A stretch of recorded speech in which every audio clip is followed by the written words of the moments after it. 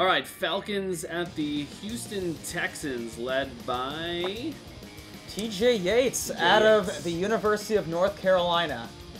Now it's come down to this. You lose Matt Shaw for the rest of the season with a foot injury.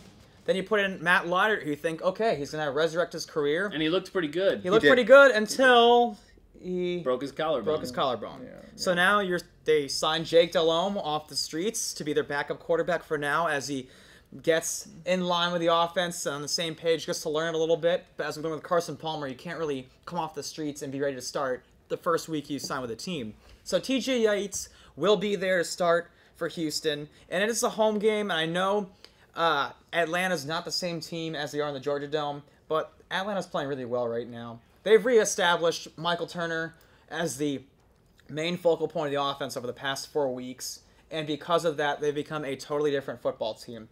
Their strength last year was controlling the clock. You base it off the run, and then you use the play action with Matt Ryan, Roddy White, Tony Gonzalez. Adding in Julio Jones, by focusing on the run and then using the play action off that, it makes them a borderline unstoppable offense. Atlanta's going to go into Houston and win this game. I was not impressed with what Houston did last week in Jacksonville. I don't think TJ Yates is enough to overcome this Atlanta defense. It's more like you don't think that Arian Foster is enough because he's going to be the focal point. Mm-hmm. And you look at Atlanta, number 2 rushing defense in the NFL. Yeah. That makes a big difference against this. Or turnaround, too, for them. Absolutely. Are you going to stop Arian Foster? Heck no. No one's going to stop Arian Foster.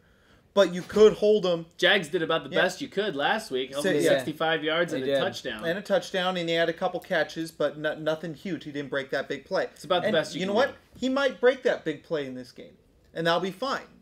But just don't let him do it twice. Don't let it do it 3 times. TJ Yates will not get it done. The emergence with Michael Turner going to that play action, Roddy White has reemerged. Yes. Because Julio Jones, still banged up, didn't have a single catch in this last game. Harry Douglas is doing an excellent job of getting open and making plays as well. One of the best slot receivers in football. So, you got that going for you. But the reemergence of Roddy White makes this team even more dangerous. Started the season off really slow, but the last 2 weeks has been a real force. And Atlanta really trying to keep up with New Orleans in that division because they both are night and day road home teams. Yes. They both love their particular domes.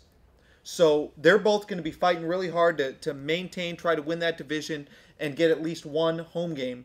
Of course, I like Atlanta in this game as well, you guys. Yeah, I'm going to take the Falcons here as well. The Falcons are a fantastic team. We've got the defense, we've got the passing attack, we've got the running attack. The only thing that we need to make sure of is that we don't discount the fact that the Texans have one of the most dominant defenses in the NFL.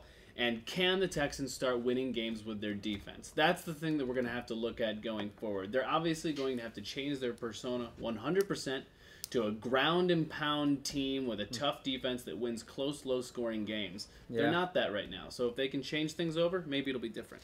Now, one thing I want to point out about the Falcons, we got to look at schedules here. I think we all agree with this. Either the Falcons or the Saints are going to be one of the wild card teams.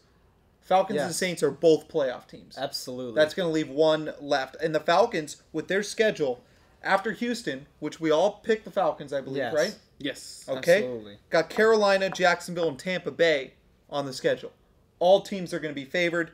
Yes. One other game is at New Orleans. That may be the decider. It's going to be a fun that might one. decide the division and who gets the wild card spot. We'll be talking about that game in 4 weeks. They're probably going to lose one of those first 3, I think. Whether it's a Carolina upset in the division games, you never know what happens. Anything can happen when you're playing a division rival. And so Tampa Bay isn't a gimme too because I think Tampa Bay's been playing a lot better lately. Yes. So we'll see, but they'll probably go 2-1 in that stretch, and then it'll come right down to that New Orleans game. Houston is another team. They were 2 games up, or they are 2 games up on Tennessee as of right now. They play Atlanta, and then they're at Cincinnati. That's not a gimme either. They could lose both of those games. Tennessee's right on their heels, and they play Tennessee on the final game of the season. That could be deciding that division and could be deciding a playoff spot. It's interesting how the Titans have crept back into the conversation. It's interesting that no matter how good Houston is, they're doomed to be 8-8 every year.